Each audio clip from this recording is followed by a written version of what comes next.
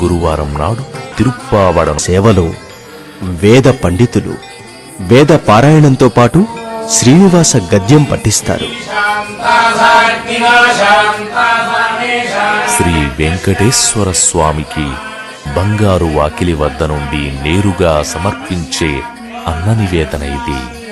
బంగారు వాకిలి ముందు గరుడాల్వార్కు ఎదురుగా 4 స్తంభాల మధ్య 484 కిలోల బియ్యంతో తయారు చేసిన పులిహోర రాశిని పెద్ద శిఖరంలాగా ఏర్పాటు చేస్తారు.